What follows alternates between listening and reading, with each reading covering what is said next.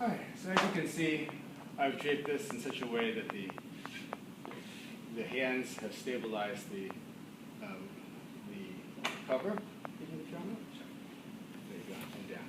So you can see that she's stable if you do that. Alright, and down. I'm going to put my hand in front of your chest, okay? And so this is just an opportunity to warm up the tissues. I've put the lotion in my hand already, so I've warmed it up. My fingers are parallel to the collarbone, so that she doesn't feel like my hands are going to go somewhere they're not supposed to go. And we're going to do what's called a diamond effleurage, which is going out to the side, making a big cover around the shoulder, picking up the tissues in the back, and giving a little traction at the top. Does that hurt you at all? No. I usually use a towel so that I can access the back further. This can be done with one hand. If you have a really big hand and the person is small, then you can just use one hand to go all the way around, and then the other hand to go all the way around. If your hand is very big, you might find that your hand comes up on the opposite side of her neck, which feels pretty good.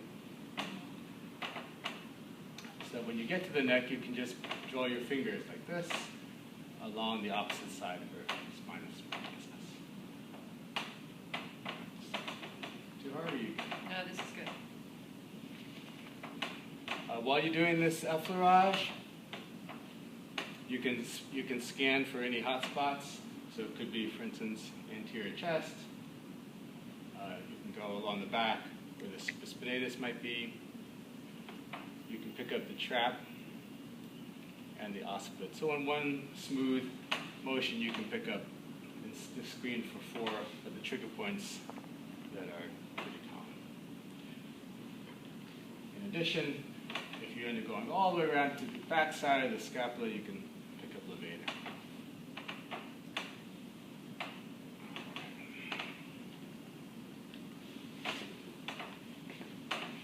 So when you do an extremity, you're warming up proximal segments before distal, so we did the most proximal right by the chest. Now we can do the arm portion. All right? Mm-hmm. So this is, again, effleurage, long, smooth stroke, as long a stroke as possible, and come back on a different surface. And then we can do a more distal point on the forearm, to the upper arm, upper trap, neck, and come back. You might notice that I'm holding her hand down so that when I do my effleurage, I don't end up pushing her shoulder down here. And so we do a long stroke all the way across like that. Back, and I could even go extend that to the hand, forearm, upper arm, upper trap, neck, occiput, and back. All right.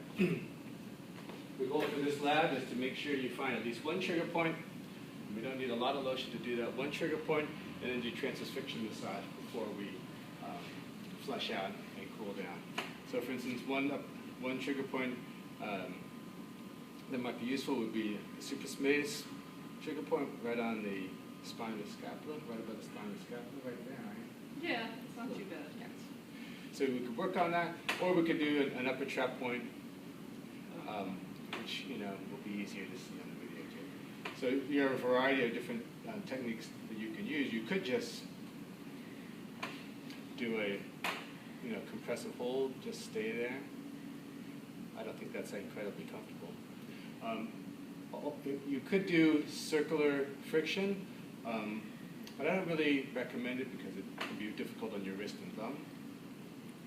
I think for an upper trap, what I think works well is just a hold and then a stretch at the same time. So I can hold it with my hand, and using my hand to control her head, I can just stretch from the head across. Are you all right? Mm-hmm. Wait for the trigger point to release,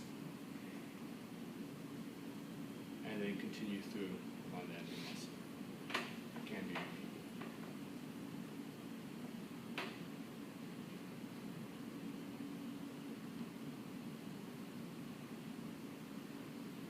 I use my thumb. The picture on the handout is with 2 knuckles, which is also okay. All right, so that's a trigger point. transverse friction massage, let's just say it's the biceps tendon, which is in the groove, which is in the biceps groove, of course. Good to practice to see how far up you can find that biceps tendon.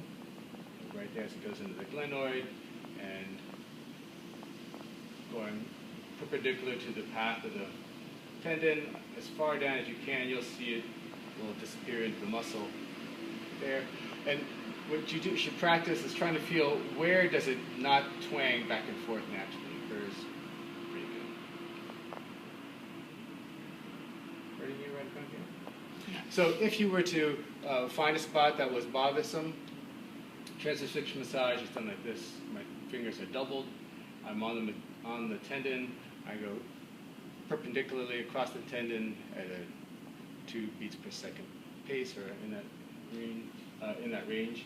I've stabilized my arm on her arm, so really most of the motion comes from the elbow. If you're doing it like this, you will end up irritating your own finger flexors.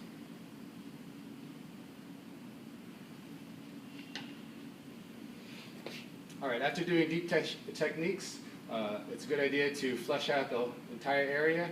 We've done two, so we're going to flush out the entire area using petrissage. So petrissage might look like this. Since it's a small area as opposed to the back, I could either use a C grip or a V grip, which would emphasize my whip space. I think I'll do that. So again, we'll start proximal. Already? Yeah.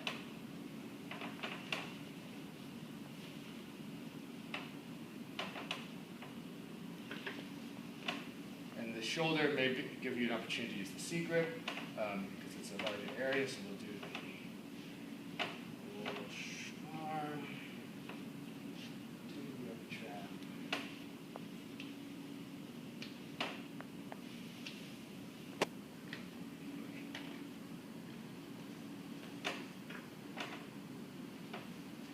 The forearm, maybe a V grasp.